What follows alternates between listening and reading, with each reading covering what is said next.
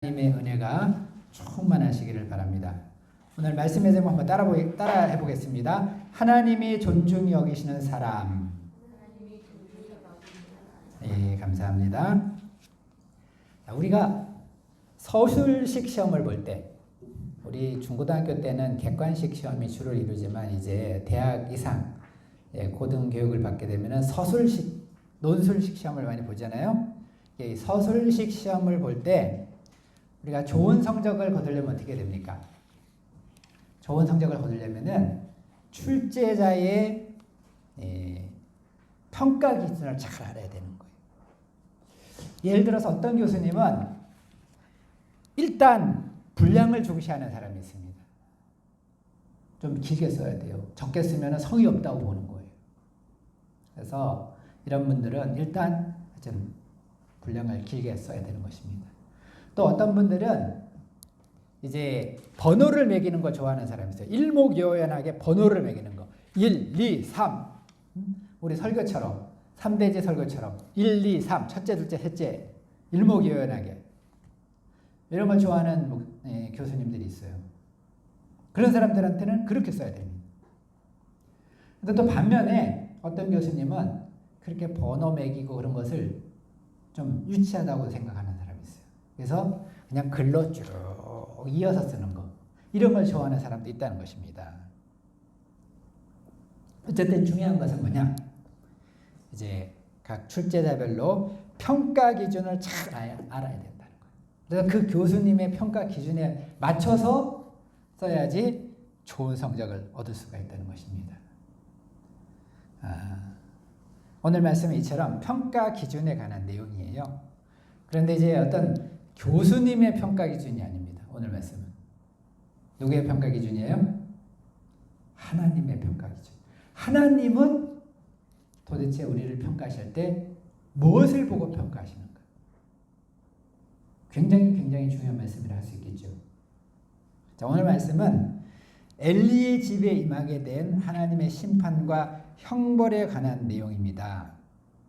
자, 그런데 이 가운데 우리 인생들을 평가하시는 하나님의 평가 기준이 무엇인가 잘 나타나 있어요. 그러면 하나님의 평가에서 낙제하게 된 F를 맞은 엘리는 어떤 사람입니까? 엘리는 어쩌다가 F를 맞게 됐을까요? 오늘 말씀에서 보면은 본래 엘리는요, 하나님께로부터 은혜를 많이 받았던 사람입니다. 그가 받은 은혜가 무엇입니까? 오늘 말씀에 보면 두 가지 은혜를 말하고 있어요. 첫 번째 은혜는 구원의 은혜를 받았다는 거예요. 구원의 은혜. 이스라엘 백성들, 하나님은 그에게 베푼 하나님의 은혜를 이야기하기 위해서 출애굽의 은혜를 말하고 있어요. 너희들이 애굽에 있을 때에, 내가 애굽에 있을 때에 내가 그들에게 나타나지 아니하였느냐. 27절이죠. 이스라엘 백성들이 바로의 종노릇 해가지고요, 다 비참하게 살고 있었어요. 완전히 노예생을 하고 있었어요. 그런데 우리 하나님께서 그들에게 나타나셔서 그들을 건져주신 것, 구원해 주셨다는 것입니다. 그렇기 때문에 이제 엘리도 어떤 사람이냐, 하나님께로부터 구원의 은혜를 받았다는 거예요. 구원의 은혜를 받은 자라는 것입니다. 기본적으로. 자, 우리는 이 한 가지 은혜, 다른 은혜 못 받았어 괜찮아요. 이 한 가지 은혜, 구원의 은혜만 생각해도 우리가 하나님께 어떻게 되겠습니까? 감사해야 되겠어요? 안 해야 되겠어요? 감사해야 되죠. 너무너무 감사합니다. 너무너무 감사해요. 뭐 보통 감사해서는 안 돼요. 정말 우리 부른 찬송가처럼 정말 우리 이 한 가지 구원의 은혜만 생각해도 사실은 우리가 우리의 생명을 다 바쳐도 아깝지 않은 것입니다. 사람들은 평소에는 구원이 얼마나 귀한 것인지 잘 몰라요. 그러나 이제 나중에 정말 이 구원이 얼마나 얼마나 큰 은혜인가, 이거를 깨닫게 되는 때가 옵니다. 언제일까요? 죽은 뒤에. 죽은 뒤 이제 죽고 나면은 그때 이 은혜가 얼마나 큰 것인가 알게 될 것입니다. 구원받은 사람은 어떻게 돼요? 구원받은 사람은 죽고 나면 오히려 이제 정말 너무나 축복의 세계에 걸리는 거예요. 천국으로 직행하게 되는 것입니다. 구원받지 못한 사람은 어떻게 돼요? 그냥 죽고 사람들은 아니 뭐 어차피 죽으면 끝이지. 정말 죽으면 끝입니까? 죽으면 끝이 아니에요. 그때부터 영원의 세계가 있어요. 영원의 세계. 영원의 세계. 어떤 사람이 그런 얘기를 했습니다. 어머니 뱃속에서 10달이고 이 생애에서 100년이지만은 죽음 이후에는 영원한 세계가 기다리고 있다고 그랬어요. 점점 길어지는 거예요. 이제 죽고 난 다음에 지옥 가면은 이거는 뭐 이렇게 되돌릴 수가 없어요. 영원히 고통하게 되는 것입니다. 그러니까 정말 우리가 구원받았다는 거. 근데 지혜로운 사람은 어떻게 되냐? 평소에 이걸 알아야 돼요. 죽고 난 다음에 깨달으면 무슨 소용이 있겠어요? 또 죽기 직전에 깨달으면 무슨 소용이 있겠어요? 미리 이 은혜를 알고 감사하는 생활을 해야 된다. 네, 두 번째로 또 엘리는 뿐만 아니라 하나님께로부터 또 한 가지 은혜를 더 큰 은혜를 받았어요. 더 큰 은혜는 아니라 한 가지 은혜를 더 받았어요. 무슨 은혜입니까? 부르심을 받았다는 거예요. 부르심을 받았다. 하나님의 종으로 부르심을 받았다는 거예요. 자, 우리가 영적인 세계에서요, 하나님의 종으로 부름을 받았다는 것은 축복 중에 축복이고 영광 중에 영광인 줄로 아시기 바랍니다. 우리가 하나님께 택함을 받았다. 부름을 받았다. 아무리 작은 직분이라도 괜찮아요. 부름을 받았다. 영광 중에 영광으로 알아야 됩니다. 축복 중에 축복을 알아야 돼요. 왜 그럴까요? 이것은 우리 하나님이 그만큼 위대하시고 존귀하신 분이시기 때문에. 우리 하나님 어떤 분이세요? 위대하고 존귀하신 분. 온 우주의 창조자, 온 우주의 주관자, 만물의 심판자, 하늘과 땅과 모든 것을 다스리시는 주님이 되시는 것입니다. 여러분, 우리가 그 비서라는 이런 이제 직분이 있어요. 직책이 있어요. 비서. 여러분, 비서라 그러면 어떤 느낌 들어요? 비서. 그 사람 비서다 그러면. 비서라 그러면 비서는 보통 어떻게 해요? 자기 상급자 시중 드는 사람 있잖아요. 스케줄 짜고 또 타이ፕ 쳐주고 문서 만들어주고 좀 이렇게 낮게 보기 쉽지 않습니까? 비서라는 직분이 원래 좀 그래요. 그러나 비서라고 다 같은 비서가 아니에요. 비서라도 대통령 비서는 어떻습니까? 대통령 비서. 대통령 비서는요, 엄청난 거예요. 더군다나 비서실장, 대통령 비서실장 정도 되잖아요. 이 비서실장이라는 직책은 사실은 국무총리보다도 더 센 거예요. 이 이제 정식 직위 체계를 보면은 국무총리가 더 높죠, 사실. 그러나 실제적인 파워를 보면은 국무총리보다 더 센 게 비서실장이에요. 왜? 대통령 비서실장이니까. 누구의 비서실장이 이게 중요하다는 거예요. 하물며 하나님의 종은 어떻습니까? 대통령 비서실장만 돼도요, 정말 하늘에 나는 새도 떨어뜨리는데, 반면에 하물며 하나님의 종이 됐다. 이건 얼마나 큰 축복입니까? 정말 이것은 우리가 잘 몰라서 그렇지 이루 말할 수 없는 큰 축복이라는 것입니다. 자, 그런데 엘리는 바로 이런 하나님의 종으로, 그 중에서도 제사장으로, 제사장 중에서도 어떤 제사장? 대제사장. 그래서 실로에서 하나님을 섬기는 엄청난 축복을 받았다는 것입니다. 여러분, 이스라엘 백성들하고 다 제사장이 아니잖아요. 레위 지파, 12지파 중에서 레위 지파만 이제 하나님을 섬길 수가 있었고, 그 레위 지파라고 또 제사장이 아니에요. 레위 지파 중에서도 아론의 집안, 그 좁은 아론의 집안 사람들만 제사장인 거예요. 아론의 집안 다 제사장이라도 다 제사장이 아니야. 그 중에서 선택받은 사람이 대제사장이 되는 거예요. 그러니까 엘리가 정말 얼마나 큰 축복을 받은 사람인가. 오늘 너무너무 많이 받은 사람이야. 그러면 오늘날 우리 신자들은 어떻습니까? 우리 신자들은 베드로전서 보면 뭐라 그랬어요? 왕 같은 제사장들이라 그랬죠. 로얄 프리스트후드, 왕 같은 제사장들이야. 엄청난 은혜를 받았다는 것입니다. 예, 근데 너 사람들이 문제가 뭐예요? 자기가 이런 은혜 받은 것도 몰라. 이게 얼마나 대단한 축복인지 몰라.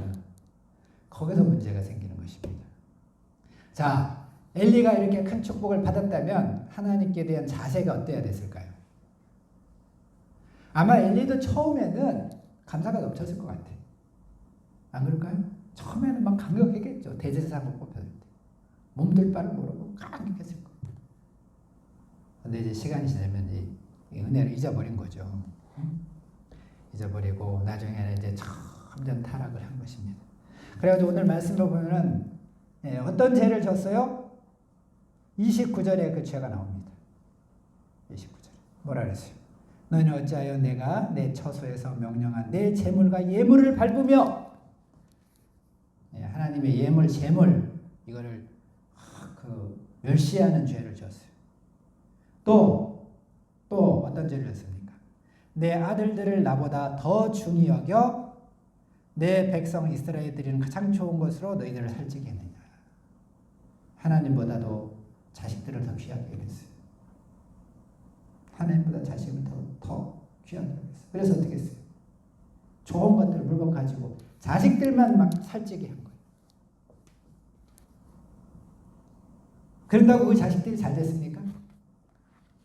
여러분, 우리가 자식들에게 그냥 좋은 거 먹이고 좋은 거 최고로 해준다고 자식이 잘 되는 거 아니에요. 되게 그런 자녀들이 나중에 문제 일으키는 경우가 더 많아요. 옛날에 박한상이라는 사람이 있었어요. 정말 부잣집 아들을 잘 먹이고 했는데 나중에 자기 부모 죽이는 거예요. 자식들을 하나님보다 더 귀하게 여기고 하나님의 제사를 멸시하는 큰 죄를 범했다. 결국에 하나님의 이런 엘리의 집에 저주를 내리실 수밖에 없는 거예요. 그가 받게 될 저주가 무엇입니까? 우리 31절에 보면은 뭐라 그랬어요? 31절 말씀을 보면은 뭐라 그랬죠?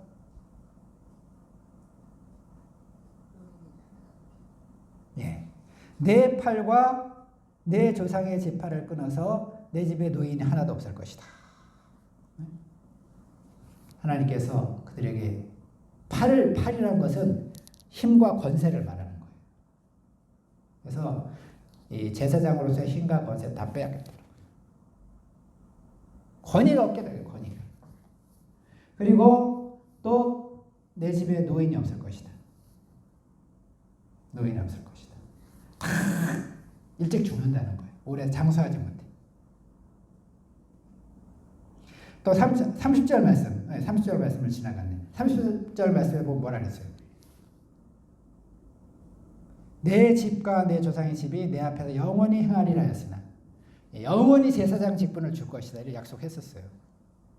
그러나 그렇게 하지 않겠다. 이제 제사장 쫓겨나게 될 것이라는 것입니다. 또 어떤 저주를 받게 됩니까? 32절, 33절, 34절 계속해서 여기 보면은 장수하지 못해. 다 비명 행사야. 제 천수를 누리지 못하고 다 죽게 된다는 거예요. 하나님의 심판은 무서운 것입니다. 또 남은 자들은 어떻게 되냐? 구걸하게 될 것이다. 비참한 거예요. 자, 우리가 아무리 하나님께 큰 축복을 받았다 할지라도 제대로 감당하지 못하면 어떻게 되냐? 더 큰 심판과 형벌을 받게 된다는 거예요. 그래서 우리가 하나님의 축복, 늘 얘기했지만 하나님의 축복 우리가 받는 것 중요해요. 그러나 더 중요한 건 뭐냐? 축복을 받았을 때 잘 감당해야 된다. 겸손해야 된다는 거예요. 자, 이 과정에서 하나님은 이제 그 가정뿐만 아니라 모든 사람들에게 적용되는 하나님의 통치 원리, 또 평가 기준 가르쳐 주시는 거예요. 그게 뭐예요? 30절 하반절 말씀입니다. 30절 하반절 말씀, 나를서부터 같이 읽겠습니다. 시작. 나를 존중히 여기는 자를 내가 존중히 여기고 나를 멸시하는 자를 내가 경멸하리라. 자, 이 말씀에서 볼 때 하나님을 존중히 여기는 자들은 존중히 여겨주시고, 반면에 하나님을 멸시하는 자들은 어떻게 하세요? 아주 경멸히 여기신다. 아주 경멸하시겠다는 거예요. 이 하나님께서 사람들을 대하시는 원칙이 이렇다는 것입니다. 이런 방식으로 사람들을 평가하시고 대응하시겠다는 거예요. 여러분, 우리 하나님은 만홀히 여김을 받지 않으시는 분이십니다. 업신여김을 받지 않으시는 분이라 그랬어요. 하나님은 오래 참으시고 은혜가 많으십니다. 그러나 그렇다 그래가지고 하나님을 무시하거나 또 악용하면 안 된다는 거예요. 하나님은 뭐 아무렇게나 돼도 은혜로우신 분이시니까 적당히 그냥 대우해도 되겠지. 하나님을 무시하기 쉽다는 것입니다. 소홀히 되면 안 된다는 거예요. 그러나 용서해 주시겠지 생각하면 안 된다는 거예요. 당장에 하나님 심판이 임하지 않는다 해가지고 우리가 하나님은 그냥 다 봐주시는구나 이렇게 생각하면 안 돼요. 우리가 어떤 잘못을 해도 하나님 당장 심판 안 하세요. 그거 왜 안 하세요? 회개의 기회를 주시는 거예요. 하나님의 용서, 은혜가 풍성하신 분이십니다. 근데 기회를 주셔도 회개하지 않는다. 계속 그렇게 한다. 그럼 하나님 어떻게 하셨을 거예요? 하나님은 그냥 무한히 참으시는 건 아니에요. 임계점이라는 거예요. 임계치. 오래 참으세요. 그러나 이제 정도가 있다는 거예요. 여러분, 우리 하나님은 안 보고 계시는 것 같지만 다 우리의 일거수일투족 다 보시고 다 헤아리고 계신다는 거예요. 우리 다니엘서 5장에 보면 유명한 하나님의 손가락 이야기 나옵니다. 유명한 얘기 알죠? 손가락 나타나서 글씨 쓴 거 다 알죠? 바벨론 마지막 왕인 벨사살은 도시가 적군에 의해서 포위된 상황에서도 여유가 만만했어요. 아주 완전 포위를 당했어요. 바벨론 상이. 근데도 이제 잔치를 베풀었습니다. 왜 그랬을까요? 이 성은 절대로 함락될 성이 아니다. 될 수 없다. 확신한 거예요. 확신을 했어요. 유프라테스 강을 의지해서 겹겹이 쌓아올린 바벨론 성은요, 무너진 적이 없었어요. 그래서 이것이 함락될 리가 없다고 이 사람은 너무나 그냥 믿은 거예요. 그래가지고 포위해서 그냥 우리는 잔치를 베풀어요. 큰 잔치를 오히려 베풀었어요. 그래가지고 막 술을 마시다 보니까 이 사람이 더 기고만장해졌어. 그래가지고 정말 넘어서는 안 되는 선을 넘어버렸습니다. 어떤 선을 넘었어요? 마침 그곳에는 예루살렘에서 뺏어온 하나님 성전에 쓰던 그릇들이 있었어요. 성전에 쓰던 뭐 잔도 있고 그릇도 있었어요. 그거 가져와라. 그러니까 안 된다고 얘기했겠죠. 아무리 그래도 안 됩니다. 가져와라. 그래가지고 거기다 술을 부어가지고 한번 마신 거예요. 그때 두려운 사건이 발생했습니다. 갑자기 손가락이 나타났어요. 손가락이. 팔도 없고 손도 없는데 손가락만 나타났어. 그래야 벽에다가 막 글을 쫙 썼어요. 아무리 왕의 스위치에서도 이걸 보니까 기절초풍을 했습니다. 그래가지고 막 다리를 몸을 사시나무 떨듯이 막 떨면서 이제 이 글씨가 무슨 글씨냐. 다니엘이 와서 뭐라고 얘기했습니까? 이 글은 메네 데겔 우바르신이라는 말입니다. 메네는 세워보았다는 말이고 데겔은 달아보았다. 우는 그리고 바르신은 두 개로 나누었다. 그런 뜻입니다. 하나님께서 이제 세워보시고 달아보시다가 도저히 함량에 미달이기 때문에 이제 이 나라는 두 쪽에 났다는 것입니다. 이 시대가 끝났다는 거예요. 여러분, 우리 다니엘이 무슨 뜻이라 했어요? 하나님은 나의 재판관. 아무리 왕이라 할지라도, 대제국의 왕이라 할지라도 하나님께서 내려가라면 내려가야 되는 거예요. 그 순간에. 자, 하나님이 정말 우리의 재판관이 되시는데, 그럼 우리 하나님의 가장 중요한 판단 기준이 뭐냐? 하나님께서 우리를 어떻게 대하시고 판단하시는가? 하나님 우리의 뭘 본다고요? 우리의 자세를 보신다. 자세를 보시는 거예요. 마음의 중심을 보신다는 것입니다. 2장 30절 하반절 다시 한번 보시기 바랍니다. 나를 존중히 여기는 자. 이 존중히 여긴다는 뭐예요? 그 마음의 자세가 하나님을 아주 존귀하게 여기고 귀중하게 여긴다는 거예요. 중요한 분으로 인정한다는 것입니다. 세상에서는 사람을 평가할 때 주로 외모로 판단합니다. 취직 시험을 볼 때도 인격이나 실력보다는 학벌이나 외모를 중시하는 거예요. 그래서 요즘 학생들은 특히 외모를 많이 본다 해가지고 시험을 위해서 외모를 뜯어고치는 사람들이 그래 많대요. 그러나 하나님의 평가 기준은 다르다는 것입니다. 하나님 외모가 아니라 마음의 동기, 자세, 특별히 자세. 하나님을 어떤 자세로 하나님을 대하는가? 하나님을 그냥 무시해버리고 하나님을 하찮게 여기는가? 아니면 하나님을 정말 존중하고 하나님을 경외하고 하나님을 신뢰하고 믿음으로 나오는가? 이거 보신다는 것입니다. 벨사살과 같이 아무리 왕이라 할지라도 하나님을 경외하지 않고 멸시하는 자들, 하나님은 경멸히 여기신다. 똑같이 멸시하는 게 아니라 아주 그냥 이런 사람들은 경멸히 여긴다는 거예요. 우리 벨사살뿐만 아닙니다. 사도행전에 보면 유대왕 헤롯도 하나님께 돌려야 될 영광을 자기가 받고 기고만장하다가 하루아침에 벌레에게 먹혀서 죽임을 당했어요. 반면에 또 이런 나쁜 경우만 있는 건 아니죠.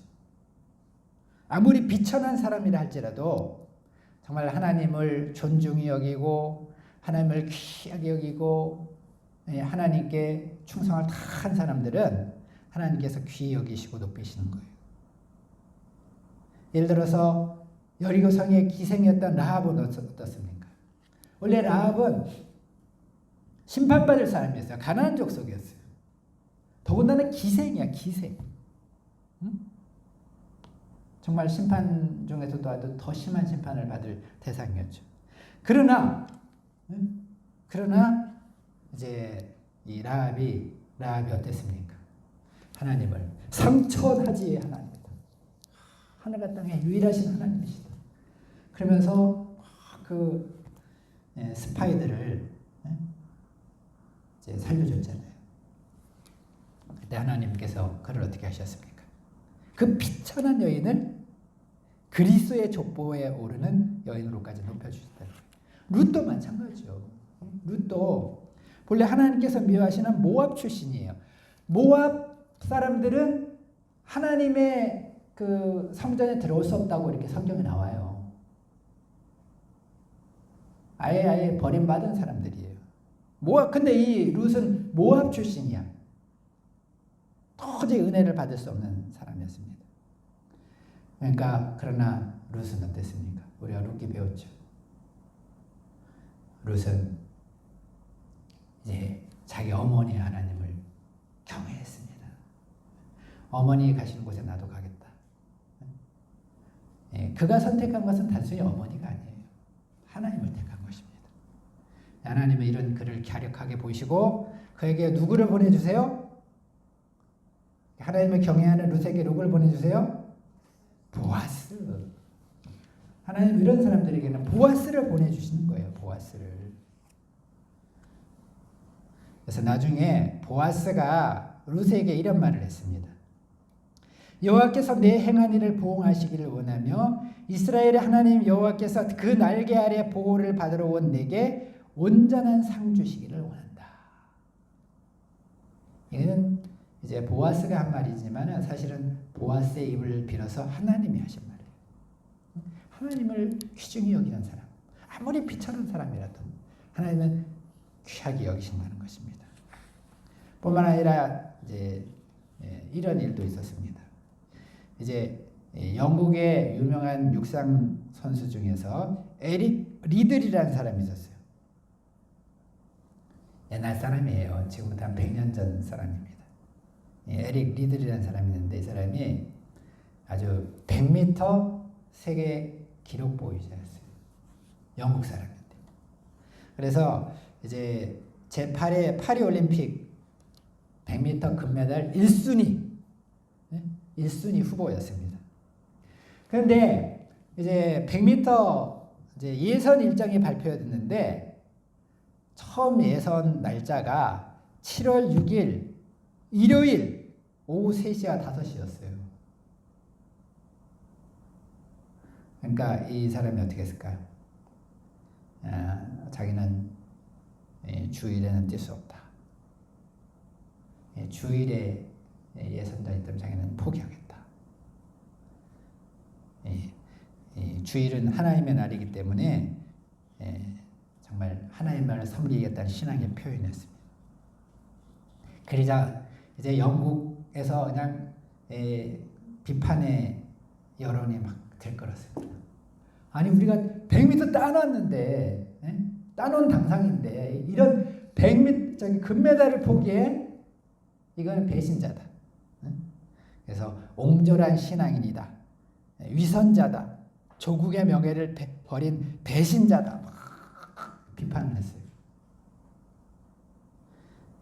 그러나 말거나 에릭 리들은 100m 예선 경기가 열리던 날 스코츠 커크 장로교회에 가가지고 간증 설교를 했습니다. 이사야서 40장 31절 오직 여호와를 앙망하는 자는 새 힘을 얻으리니 독수리의 날개치며 올라감 같을 것이요 다른 박질하여도 공비치 아니하겠고 걸어가도 피곤치 아니리로다. 안 나간 거예요. 다행히 이제 이 100m 금메달은 다행히 영국 사람이 다른 영국 선수가 받았어요.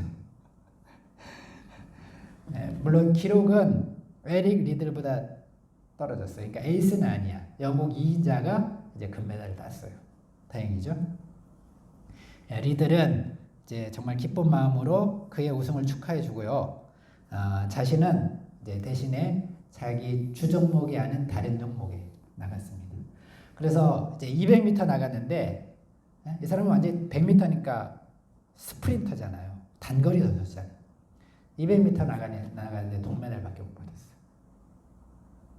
자, 그런데 이제 또 기적이 일어났습니다. 400m도 그냥 나갔어요. 400m는 이거는 꽤 중거리에 속해요. 100m 선수들한테는 먼 거리야. 400m에도 나갔어요. 여기에는 이미 쟁쟁한 선수들이 있었습니다. 그런데 기적이 일어났어요. 이제 에릭 리들은 신들린 사람처럼 정말 무서운 속도로 이제 첫 코너 100m 선수니까 첫 코너를 그냥 100m로 달린 거예요. 100m 속도로. 그러니까 그냥 확 벌어진 거죠. 그러니까 이제 해설하는 사람들이 다 이제 아니 저렇게 초반전에 다 진을 빼버리면 저 사람은 분명히 중간에 포기할 거다. 나고 갈 거다. 아니면 계속 저 속도 달리면 죽을 거다. 그랬어요. 그러나 리들은 어떻게 했습니까? 그냥 끝까지 그냥 달린 거예요. 끝까지 전속력으로 달려가지고 그냥 그 400m의 쟁쟁한 선수들을 다 제치고 47초 6이라는 세계 신기록을 세운 거예요. 금메달을 받았어요. 400m에서 100m 선수가. 그가 결승전에 출전할 때 담당 트레이너가 쪽지를 전해줬다 그럽니다. 네, 그 쪽지에 뭐라고 썼냐? 구약에 이런 글이 있다네. 나를 존중히 여기는 자를 나도 존중히 여기라. 최선의 영광이 있기를 빈다. 이런 쪽지를 내려줬다는 거예요. 그러니까 우리들이 정말 말씀을 통해서 힘을 얻고 달린 것입니다. 그래서 그런 영화도 나온 걸로 알고 있어요. 자, 여러분 누구나 존중이 여김을 받고 싶은 마음이 있어요. 특히 우리는 하나님께서 나를 참 귀하게 여겨주면 좋겠다. 하나님께 존중이 여김을 하고 싶다. 하나님 우리 존중이 여겨주면 어떻게 돼요? 그러면 게임 끝나는 거예요. 그런데 정말 오늘 설교 제목과 같이 하나님이 존중이 여기는 사람은 누굴까요? 하나님의 존중이 여기는 사람 누구라고요? 누구라고요? 하나님을 존중히 여기는 사람입니다. 하나님은 하나님을 존중히 여기는 자를 존중히 여기실 것이라고 약속하신 거예요. 우리가 하나님을 존중히 여기는 것이 하나님께서 존중히 여기시는 사람이 되는 비결이다. 모든 승리와 축복의 비결이다. 우리도 부족하지만 하나님을 존중히 여기는 자들이 될 수 있기를 기도합니다.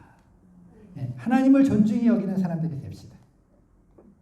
자, 그러면 하나님을 존중히 여긴다는 것은 구체적으로 어떻게 하는 것입니까? 하나님을 존중히 여긴다는 것은 하나님을 일단 존중하고 하나님을 높이고 또 경외하고 하나님을 가장 귀한 분으로 여기는 거예요. 최고의 가치를 여기는 것입니다. 하나님께 최고의 우선권을 드리는 거예요. 그리고 모든 것을 하나님 중심으로 생각하고 하나님의 영광을 위해서 살고 행동하는 것입니다. 또 우리가 주님을 존중히 여긴다는 것은 다른 말로 하면은 주님의 말씀을 존중히 여기는 거예요. 구체적으로 말해요. 우리 하나님 어떻게 존중히 여길 수 있어요?